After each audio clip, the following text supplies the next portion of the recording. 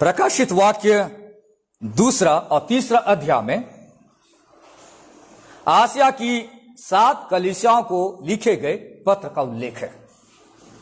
ये 7 कलीसियाएं यूहन्ना के समय की ऐतिहासिक कलीसियाएं थी और इन पत्रों में हम उनकी वास्तविक दशा को देख सकते हैं। अभी तक हमने इफिसुस की कलीसिया और स्मुरना की कलीसिया को दिए गए संदेश का अध्ययन किया है। आज हम पिरगमुन की कलीसिया को लिखे गए पत्र का अध्ययन करेंगे।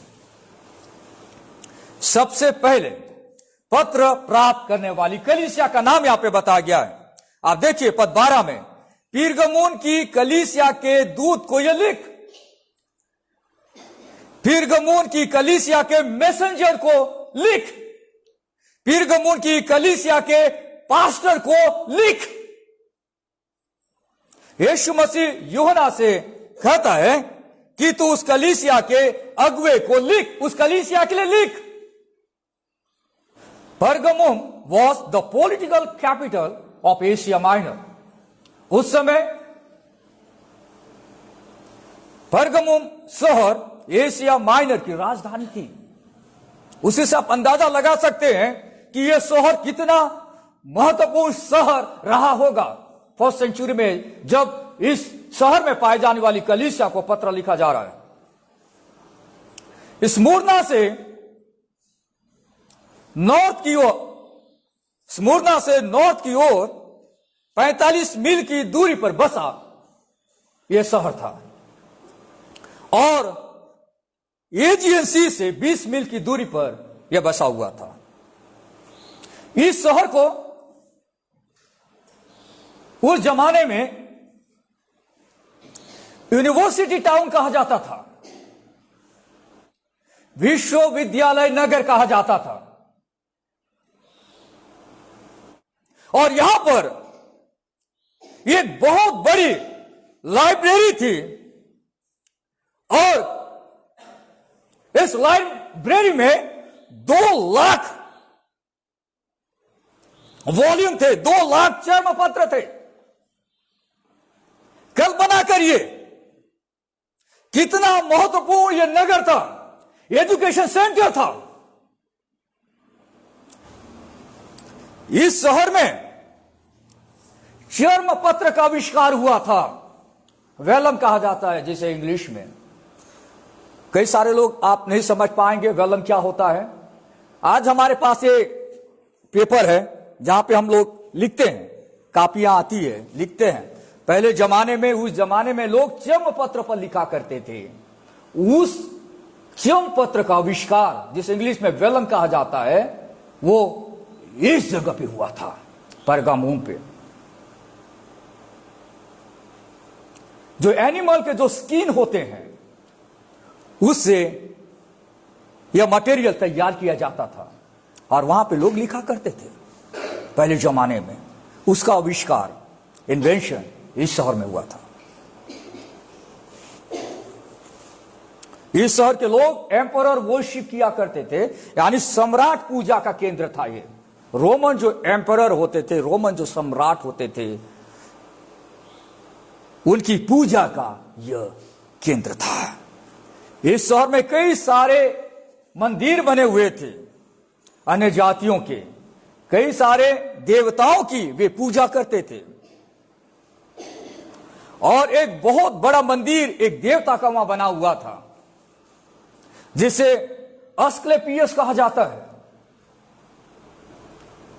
यह अन्य जाति का देवता था जिसकी मूर्ति सांप के रूप में थी,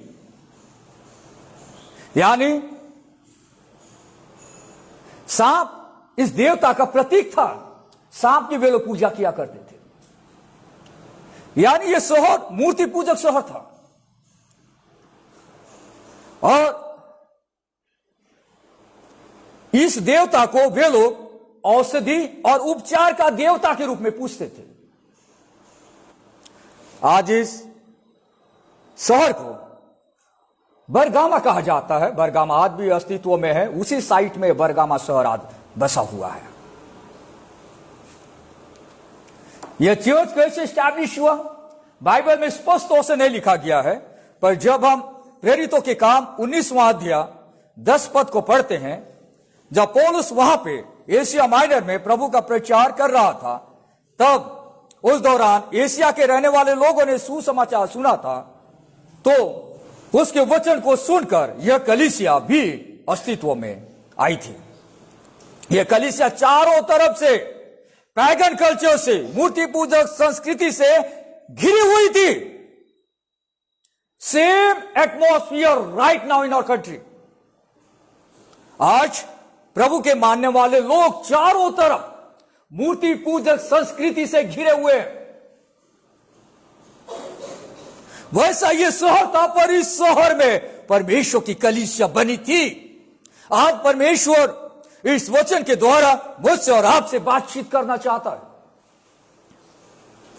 देखिए आगे क्या लिखा है, जिसके पास 2 धारी और तेज तलवार है वह यह कहता है, One who has the sharp two-edged sword says, वो यह कहता है, 2 धारी और तेज तलवार। यीशु मसीह के पास 2 धारी और तेज तलवार है। 2 धारी और तेज तलवार परमेश्वर का वचन है। परमेश्वर का वचन 2 काम करता है, विश्वासियों को नाश होने से और संसार के अनुरूप होने से रोकता है यह तलवार, परमेश्वर का वचन। जब आप परमेश्वर के वचन को पढ़ेंगे तो आप संसार के अनुरूप होने से बच जाएंगे, क्योंकि आप परमेश्वर के वचन को पढ़कर जानेंगे कि संसार के लोग कैसे जीते हैं, और यह वचन आपको उनके जैसा जीने से रोकेगा विश्वासियों को। दूसरा, यही तलवार अविश्वासियों को और संसार को दोषी ठहराता है और उनके ऊपर में दंड को लेकर आता है। अगर लोग इस वचन की बातों को नहीं सुनेंगे तो वे दोषी ठहराए जाएंगे और वे आग की झील में चले जाएंगे। यीशु मसीह अपने बारे में कहता है कि यह वचन देने वाला कौन है, जिसके पास 2 धारी और तेज तलवार है। पर 13 में लिखा, मैं ये जानता हूं मेरे प्रियो, कलीसिया की हर परिस्थिति पर यीशु की नजर है। घटने वाली हर बात को वह समझता है और कलीसिया की सुधि लेता है। अच्छे कार्यों के लिए कलीसिया की सराहना करता है और गलत कार्यों के लिए डांटता और ताड़ना भी देता है। यीशु इस कलीसिया की क्या तारीफ करते हैं? What Jesus knows about the church at Pergamum. देखिए, पहली बात, मैं ये जानता हूं कि तू वहां रहता है जहां शैतान का सिंहासन है। तू मेरे नाम पर स्थिर रहता है और मुझ पर विश्वास करने से उन दिनों में भी पीछे नहीं हटा जिनमें मेरा विश्वास योग्य साक्षी अंतिपास तुम्हारे बीच उस स्थान पर घात किया गया जहां शैतान रहता है। समझ रहे आप बात को? यानी यीशु नाम को मजबूती से पकड़े रखी यह कलीसिया थी। मेरे नाम पर स्थिर रहता है। You hold fast my name. मेरे नाम को मजबूती से पकड़े हुए हैं, मेरे नाम के प्रति ईमानदार है। किस शहर में? जिस शहर में शैतान रहता है। यह कलीसिया यीशु के नाम को पकड़े हुए थी। जो भी हो जाए, इधर देखो शैतान का काम, इधर देखो शैतान का काम, पीछे देखो शैतान का काम। पूरा शहर शैतानी गतिविधियों से लिप्त है, पर यह कलीसिया यीशु के नाम को पकड़े हुए कलीसिया थी। यीशु पर विश्वास करने से पीछे न हटने वाली यह कलीसिया थी। उन्होंने यीशु के नाम को नकार नहीं दिया। उन्हें मालूम है कि इस शहर में शैतान है, इस शहर में शैतान काम कर रहा है। और यहां पे तो लिखा है इस शहर में शैतान रहता है, शैतान का सिंहासन है। जहां शैतान ने अपनी राजगद्दी बना के रखी है, उस शहर में यह कलीसिया प्रभु के नाम को पकड़े हुई है। उस शहर में यह कलीसिया यीशु पर विश्वास करने से पीछे नहीं हट रही है। शैतान के गढ़ में, शैतानिक शक्ति के गढ़ में रहते हुए भी यह कलीसिया यीशु के नाम को पकड़े हुई थी और विश्वास से पीछे नहीं हट रही थी। यहां पे देख, एक व्यक्ति के बारे में बताया गया है। एक उस चर्च का विश्वासी जिसका नाम यहां लिखा है अंतिपास, मेरा विश्वास योग्य साक्षी अंतिपास, फेथफुल विटनेस जो था अंतिपास, उस स्थान पे घात किया गया। एक व्यक्ति यीशु के लिए इस शहर में शहीद हो गया था। उस कलीसिया का एक व्यक्ति यीशु मसीह को पकड़े रहने के लिए शहीद हो गया था। उसके बावजूद भी यह कलीसिया पीछे नहीं हट रही थी। यीशु के लिए शहीद हो गया, He was martyred for Christ, पर कलीसिया पीछे नहीं जा रही थी। अंतिपास जो शब्द है, एक्चुअल में शब्द का मतलब होता है अगेंस्ट ऑल, सभी के खिलाफ। अंतिपास नाम का जो अर्थ होता है ग्रीक भाषा में, अगेंस्ट ऑल, सबके खिलाफ, यानी गलत शिक्षा के खिलाफ, शैतान के कामों के खिलाफ, सम्राट पूजा के खिलाफ, मूर्ति पूजा के खिलाफ यह खड़ा था उसके नाम के अनुरूप, और वह प्रभु के लिए शहीद हो गया। मूर्ति पूजा के द्वारा, दुष्ट आत्माओं के द्वारा शैतान ने हमारे नगर, हमारे देश को अपना गढ़ बनाया है। आज हमारे शहर में कई सारे मूर्ति पूजा के सेंटर्स हैं, हर गली, हर मोहल्ले, हर रोड में शैतान ने गढ़ बनाया है। हमें जहां हम रहते हैं यीशु के नाम को मजबूती से पकड़े रहना है, यीशु पर विश्वास करने से पीछे नहीं हटना है।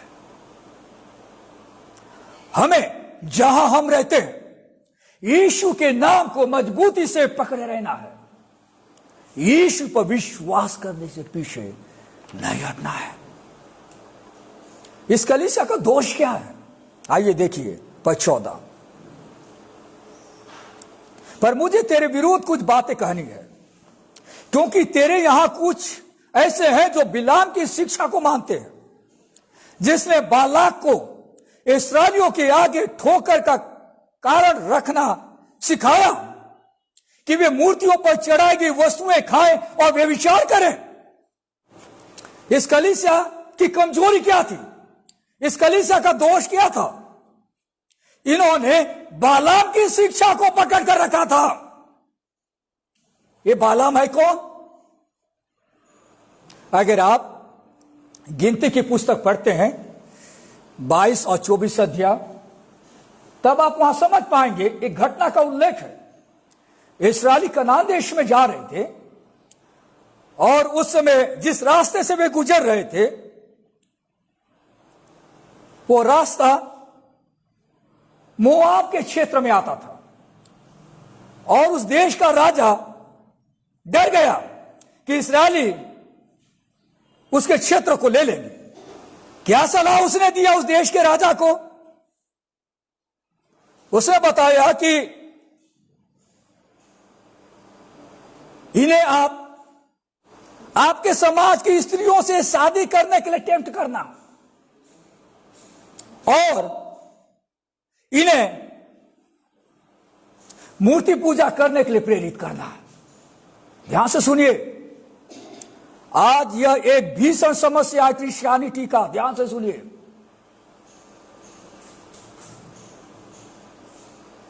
उसने, बालाम ने सलाह दी उस देश के राजा को कि मैं इस्राएली लोगों को श्राप या कर्स नहीं दे सकता, वे परमेश्वर के लोग हैं, पर तुमको एक सलाह दे सकता हूं। सलाह क्या है? इस्राएली लोगों को पाप में गिराना, अपनी लड़कियों को उनके साथ कनेक्ट करवा दो। वो तो इस्राएली लोग हैं और आप अन्य जाति के लोग हो, मूर्ति पूजा करने वाले लोग हो। एक बार शादी हो जाएगी तो धीरे धीरे वे लोग भी मूर्ति पूजा करने लगेंगे। इस कलीसिया में कुछ लोग ऐसे थे जो बिलाम की शिक्षा को पकड़े हुए थे। वो शिक्षा उन्हें बहुत अच्छी लगती थी, मजा आता था सांसारिक काम में, गंदे कामों में मजा आता था, इसलिए वे इस शिक्षा को छोड़ना नहीं चाह रहे थे। बिलाम की शिक्षा को उस कलीसिया के कुछ लोगों ने पकड़ कर रखा था। दो बातें यहां पे हम देखते हैं। एक, मूर्तियों पर चढ़ाई गई वस्तुएं खाएं और वे विचार करें। इस्राएलियों को मूर्ति पूजा करने के लिए और व्यभिचार के पाप में फंसाने के लिए यह सलाह बिलाम ने बालाक को दी थी। दूसरा, एक और गलत शिक्षा, वैसे ही तेरे यहां कुछ ऐसे हैं जो निकुलइयों की शिक्षा को मानते हैं। जब मैं इफिसुस की कलीसिया को लिखे गए पत्र का प्रचार कर रहा था तब मैंने आपको निकुलइयों की शिक्षा को समझाया था, और वे लोग निकुलइयों की शिक्षा से घृणा करते थे इफिसुस की कलीसिया, पर यह कलीसिया उसमें फंस गई।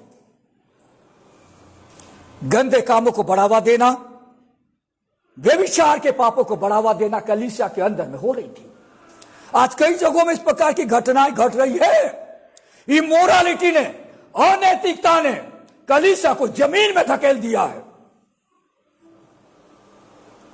कई लोग मौज मस्ती के लिए कलीसियाओं में जाते हैं। Practice of idolatry and sexual sin has corrupted this church. ये चर्च को बर्बाद कर दिया। कलीसिया में कुछ ऐसे लोग थे जो इस बुराई के पक्षधर थे और बढ़ावा दे रहे थे। प्रियो, ध्यान से सुनिए, यीशु चाहता है कि उसकी कलीसिया गलत शिक्षाओं के साथ समझौता न करे। मूर्ति पूजा और इमोरालिटी या गंदे कामों को नजरअंदाज कलीसिया में न करे। ऐसे व्यक्तियों को, ऐसी शिक्षाओं को कलीसिया में पनपने न दे। यह कलीसिया समझौता करने वाली कलीसिया थी। कोई भोजन देवी के सामने चढ़ा गया, फिर कलीसिया के भाई बहनों को दिया गया। कलीसिया के लोग चलो चलता है, कोई बात नहीं, खा लेते हैं। बाइबल में साफ मना किया गया है कि मूर्ति के सामने चढ़ाई गई वस्तु को मत खाना। यह आइडल वर्शिप है, यह मूर्ति पूजा है। गंदे कामों में इन्वॉल्व न होना, पवित्र बनो क्योंकि मैं पवित्र हूं। इन्होंने रिलीजियस कॉम्प्रोमाइज किया और उसके बाद मोरल कॉम्प्रोमाइज मतलब नैतिकता में समझौता किया। नैतिकता मतलब गंदे कामों को बढ़ावा दे रहे थे। कलीसिया स्थिर तो है, पर कलीसिया ने धार्मिक बातों में और नैतिक बातों में समझौता कर लिया था। इस जगह का नाम है परगामुम। फिर से देखिए, रूट वर्ड को हम जाएंगे। परगामुम का मतलब क्या होता है? परगामुम या परगामोस एक ही नाम है। इसको अगर हम लोग संधि विच्छेद करते हैं, पर का मतलब होता है पूरी रीति से, कंप्लीटली, थरोली, और गामोस का मतलब होता है मैरिज ग्रीक भाषा में। यानी इस कलीसिया ने पूरी रीति से संसार के साथ शादी कर ली थी। इसका मतलब क्या है? पूरी रीति से संसार के जैसा बन गई थी, thoroughly married to the world. कई कलीसियाओं की यह स्थिति है। पूरा संसार कलीसिया के अंदर आ गया है। संसार की अनैतिक शिक्षाएं, संसार की करप्ट टीचिंग, संसार के धार्मिक कार्य कलीसिया के अंदर में है। कलीसिया अपनी ज्योति को रिफ्लेक्ट नहीं कर पा रही है सोसाइटी में और समाज में। Very sad thing. शैतान बहुत चालाक है। शैतान ने देखा कि इस कलीसिया के लोग सताव में यीशु के नाम को पकड़े हुए, तब उसने दूसरा तरीका अपनाया। दूसरा तरीका क्या था? अन्य जाति के लोगों से इंटर मैरिज करने का। यह एक बहुत बड़ा मिस्टेक मसीह लोगों को समझना चाहिए। अगर आपने यीशु पर विश्वास किया है तो अन्य जाति के साथ शादी करने से बचे रहे। अगर आपका पति अन्य जाति का है तो डेफिनेटली आपको वो मूर्ति पूजा की ओर धकेलेगा। आपका पूरा विश्वास शेक हो जाएगा, हिल जाएगा, क्योंकि जहां से आप बाहर निकले वापस आपको उनके साथ रह के मूर्ति पूजा करनी पड़ेगी। शैतान जान गया इस कलीसिया के लोग विश्वास में बहुत स्थिर है। इस कलीसिया के ऊपर सताव भी हो रहा है, पर इस कलीसिया के लोग तो बहुत स्थिर है। पर इस कलीसिया की कमजोरी को वो जान गया था कि इस कलीसिया के लोगों को दूसरे जाति के लोगों से, अन्य जाति के लोगों से, इस कलीसिया के लोगों को अविश्वासों के साथ चक्कर चलवा दो। ये लोग उनमें फंस जाएंगे। उनमें फंस जाएंगे तो क्या होगा? अन्य जाति का पुरुष, अन्य जाति की जो स्त्री होगी, वे अपने साथियों को अन्य जाति की ओर धकेलेंगे, वापस ले जाएंगे। और अगर कलीसिया के लोग कुछ नहीं बोलेंगे तो वे कलीसिया में भी आएंगे और कलीसिया में परमेश्वर की पवित्रता समाप्त हो जाएगी। वाह, क्या दिमाग शैतान लगाया। आज इस स्ट्रेटेजी के कई सारे कलीसियाएं शिकार है। बहुत सारे क्रिश्चियन लड़कियां अन्य जातियों के हाथों में चली गई है।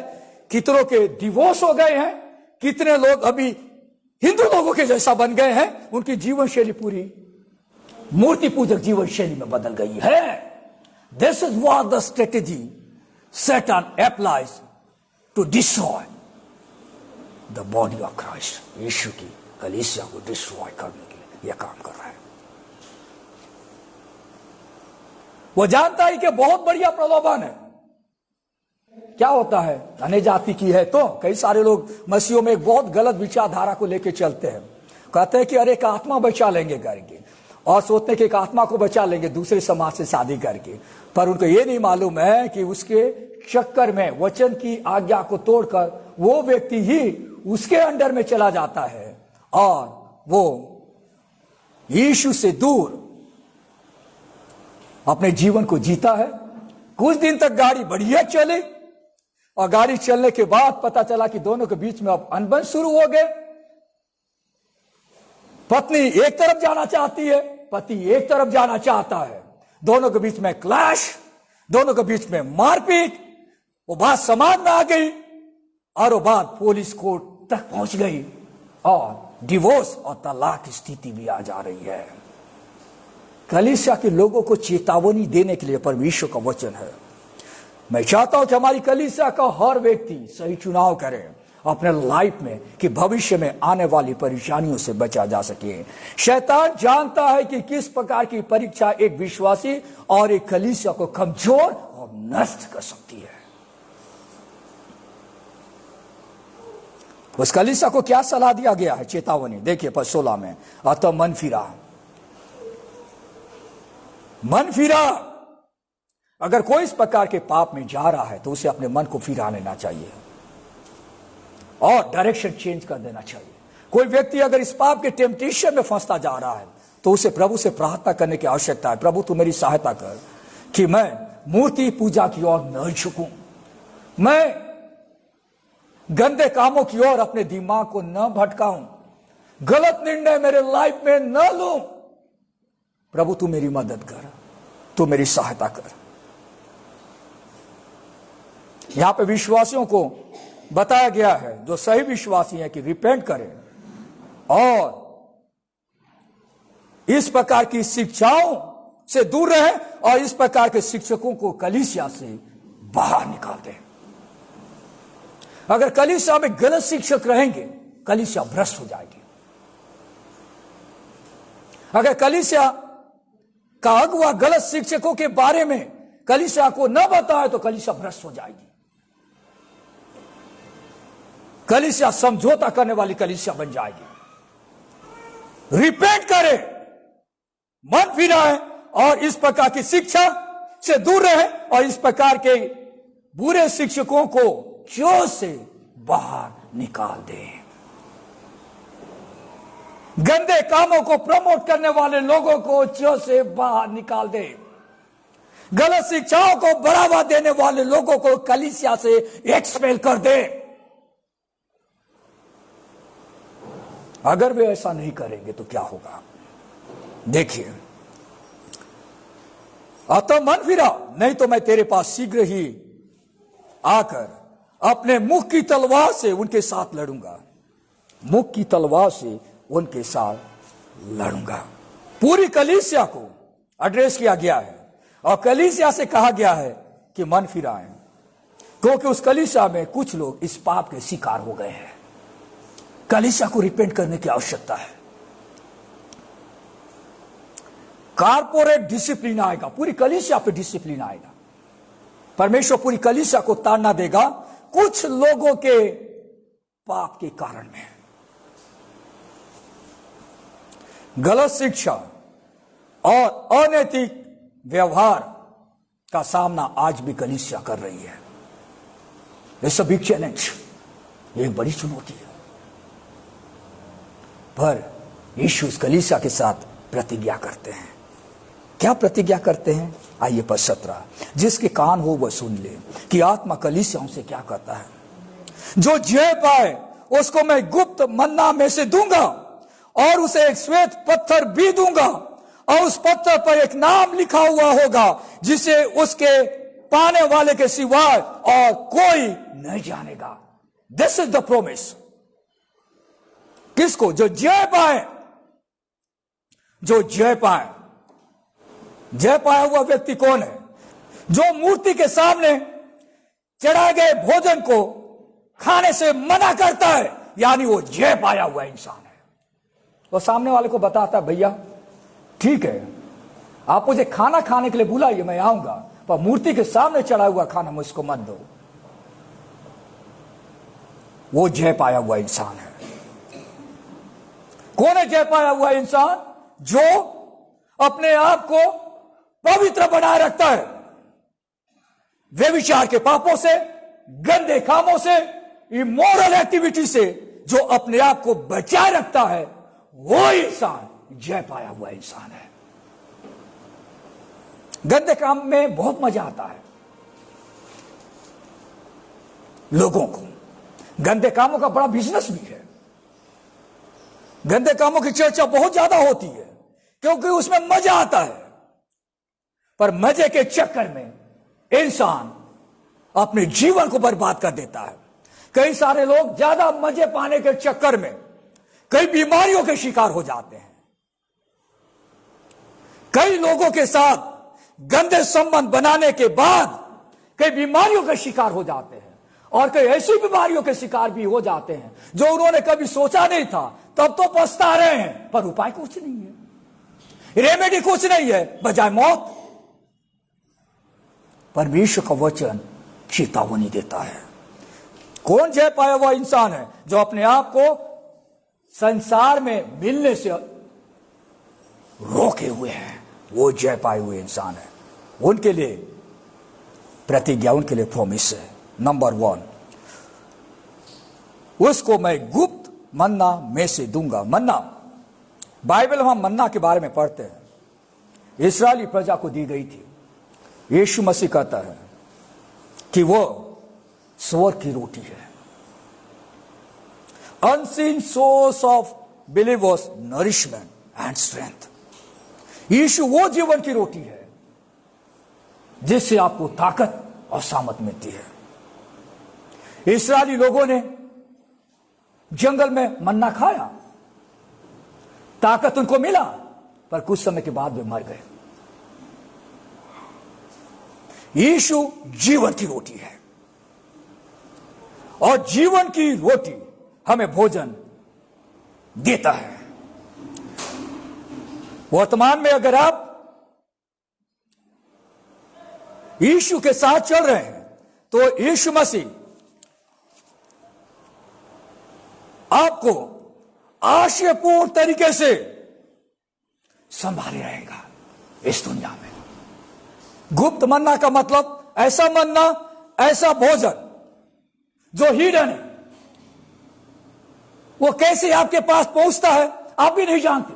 देखिए, कई बार वर्तमान जीवन में मैं और आप प्रभु में आगे बढ़ते रहते हैं, परमेश्वर हमें गुप्त मन्ना देता है। गुप्त मन्ना का मतलब आपकी वो बेसिक नीड है और आपको वो चाहिए, आपको अपने लाइफ को सस्टेन करने के लिए, आपके लाइफ को अस्तित्व में बनाए रखने के लिए। But God does miracle there. परमेश्वर वहां चमत्कार करता है, परमेश्वर वहां आशय कम करता है और वो भोजन आपको देता है कि आप स्वस्थ और तंदुरुस्त और अपने आजीविका को चलाते रह सके। That is what the hidden Manna is. परमेश्वर करता है, प्रतिज्ञा करता है इस संसार में और स्वर्ग में भी आप उसकी ब्लेसिंग को पाते रहेंगे। यानी यह एक ऐसा भोजन है जो हमें सस्टेन करेगा, हमें आशीष देगा, न सिर्फ इस दुनिया में पर स्वर्ग में भी आप उन आशीषों को एंजॉय करते रहेंगे। वर्तमान में इस पृथ्वी पर यीशु हमारी जरूरतों को आशयपूर्ण तरीकों से पूरा कर हमें संभाले रहेगा और भविष्य में स्वर्ग में हम उसकी उपस्थिति और उसके प्रबंध का भरपूर आशीष को पाएंगे, भरपूर आशीष से गौरवान्वित होंगे। दूसरी प्रतिज्ञा, एक श्वेत पत्थर भी दूंगा। श्वेत पत्थर भी दूंगा और उस पत्थर पर एक नया नाम लिखा हुआ होगा। जो जी पाए उसे यीशु मसीह एक श्वेत पत्थर देगा। ये क्या चीज है? पहले हिडन मन्ना, गुप्त मन्ना, दूसरा श्वेत पत्थर दूंगा। प्राचीन रोम में कोई व्यक्ति अगर जीत कर आता था, कोई योद्धा जब जीत कर वापस आता था बैटल ग्राउंड से, तो उसे एक पत्थर अवार्ड के रूप में रोम की सरकार के द्वारा दिया जाता था और उस पर उसका नाम लिखा हुआ होता था। और जब वो उस पत्थर को लेके कहीं जा रहा है तब उसके पास कई सारे प्रिविलेजेस और बेनिफिट सरकार के द्वारा उसे मिला हुआ है और उन लोगों के लिए एक बड़ा बैंक्वेट, एक बड़ा भोज सरकार के द्वारा तैयार किया जाता था। एक प्रकार से उस व्यक्ति के लिए, उसको यह बताने के लिए, वेल डन, शाबाश, तो जीत कर वापस आया है।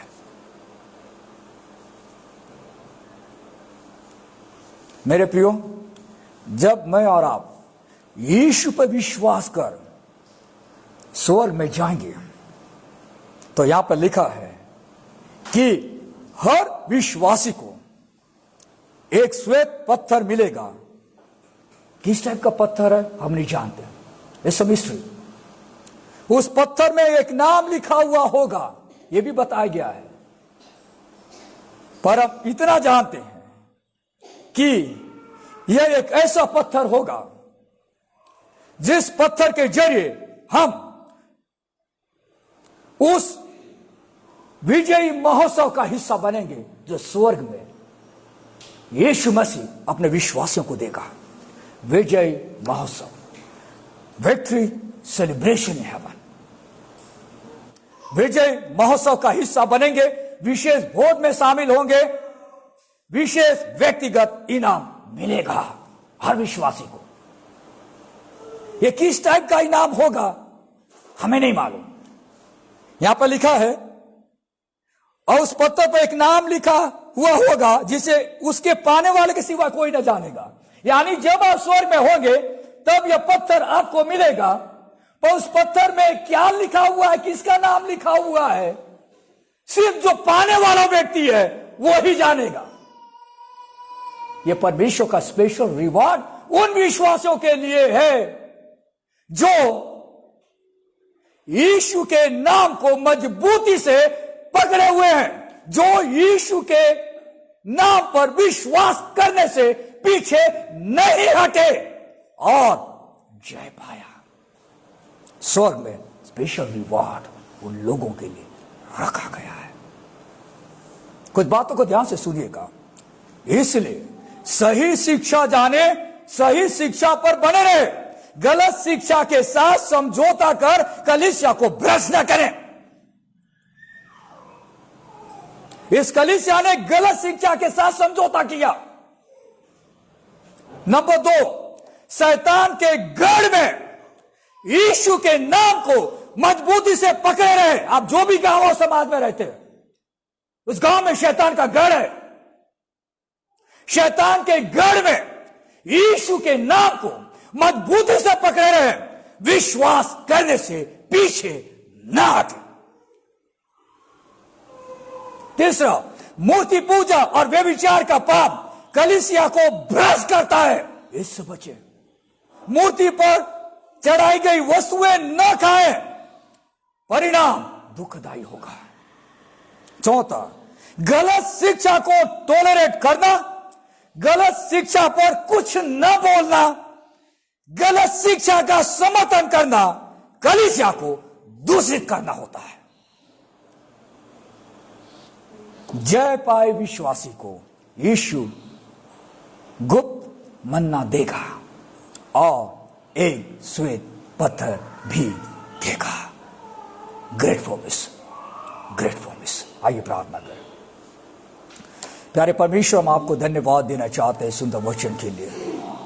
परगामुन की कलीसिया को लिखे गए पत्र को पढ़ने के लिए, समझने के लिए आज आपने प्रभु हमें अवसर दिया कि प्रभु हम आपके नाम को मजबूती से पकड़े रहें विपरीत परिस्थितियों में भी, और साथ ही साथ गलत शिक्षाओं से दूर रहें और गलत शिक्षाओं से समझौता न करें। धन्यवाद के साथ प्रार्थना हमारे एकमात्र उद्धारकर्ता प्रभु यीशु मसीह के नाम से हम मांगते हैं, आमीन।